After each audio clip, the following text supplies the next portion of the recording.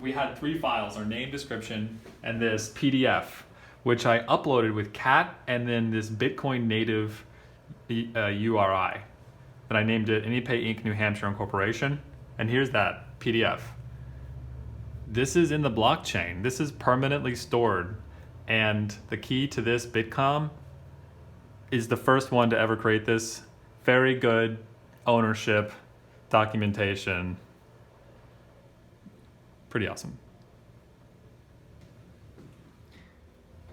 Hey, so I just heard a squeal from this room, and I wanted to see what it was about. And Steven was, I was like, oh, hey, that says AnyPay. That's cool. Did you make that? And you explained, no, this is the Bitcom. This is the Bitcom. And you added some of these files. Like it says civilized payments, and you did that by writing like echo civilized payments is description. What is this? What am I looking at here? okay, the Bitcom is a protocol for protocols on Bitcoin. So every app that people make has a protocol for how to use it.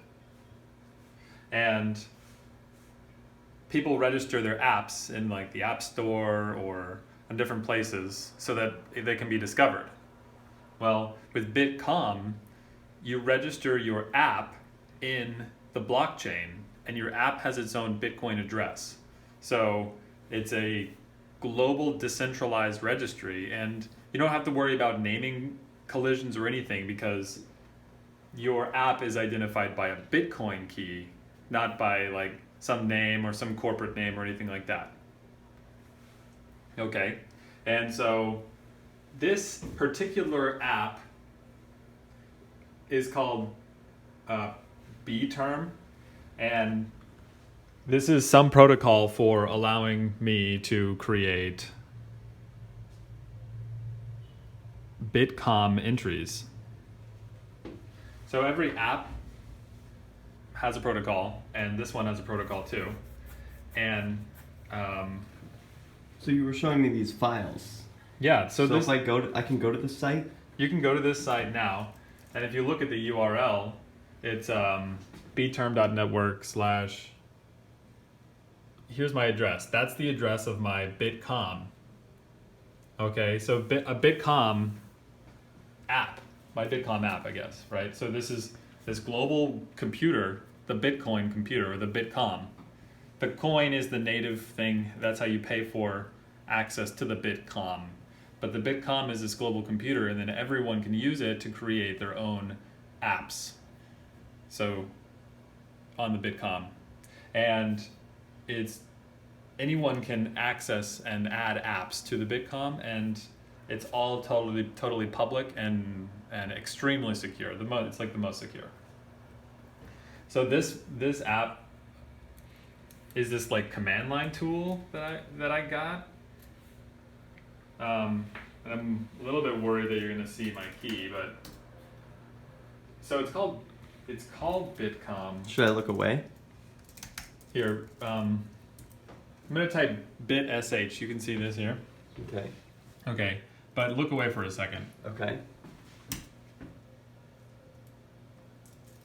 Okay, you can look over here. So this says Bitcom login. I can either create a new account or use this existing Bitcom, and so that's the path that they're going to use. This is how to identify our app in the Bitcom. Okay, look away for just look at the black. Okay. Okay, check it out. So Can I see the screen? yeah, you can see the screen. So it says look inside .bitcom.seed. So it generates a Bitcoin. Where does it say that? Right at the top Okay. here. Generates a Bitcoin HD key pair. And that's going to be the root of your application. So that can delegate authority and identify your app. And that should be stored like a Bitcoin key, very securely. And you can also, it also is used to authenticate entries and changes to your app in the Bitcom. So all communication with the Bitcom has to be validated or verified by your key. And in order to use the Bitcom, you have to have Bitcoins. Okay.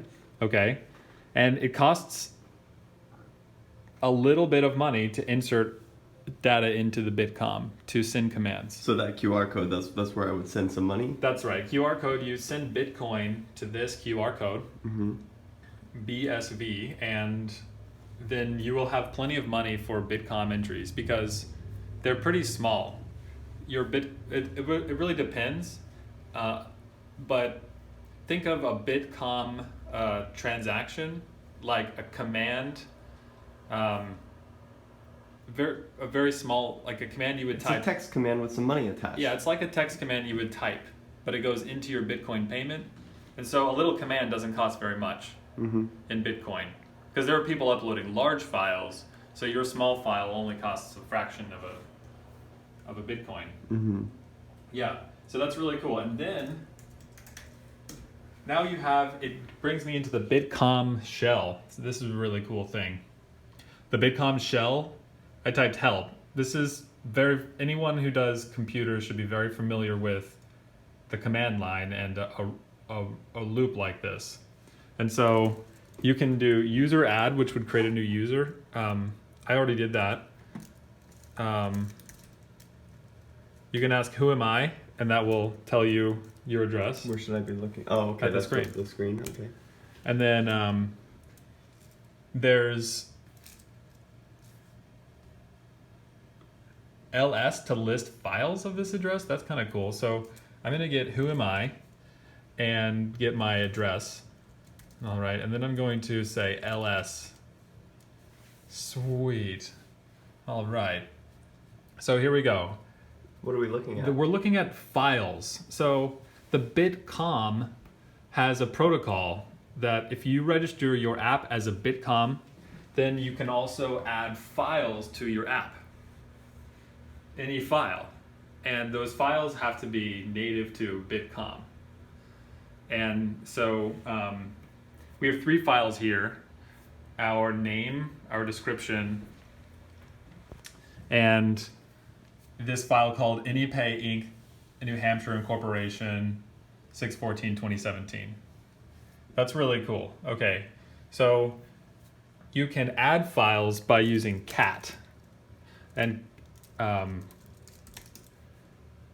cat is short for concatenate, and it's a tool well known to programmers to add files and manage files.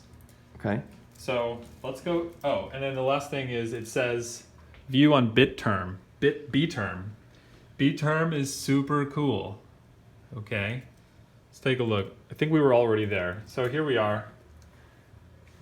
That's this. This is BTerm. This is BTerm.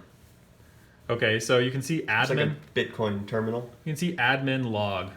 The admin log is commands that I've issued from the admin account, which is our Bitcoin key. Can anyone see this?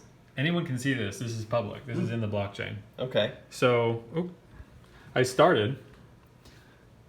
I added a description, civilized payments. And that went there. Yeah. So let's try something new. We can echo AnyPay Inc. into name. So what that does is that creates a Bitcoin transaction or a Bitcom transaction attaching a small amount of Bitcoins and sending this command to my Bitcom. Okay, great. So look, it changed the name in here, and in my admin log we have that. Okay, so we have files, we have the admin log. There's more features that they're going to ultimately add to the Bitcom. And the amazing thing is anyone can add to the Bitcom features because it's a totally public open system. So the plan is to store all of our public documents in this. And I think this is really, really cool. It's a really great way of organizing. And these documents are going to stay around forever. So even if you lose your keys, you will still have access to the history of the documents, history of your organization and your computer. And it's really cool.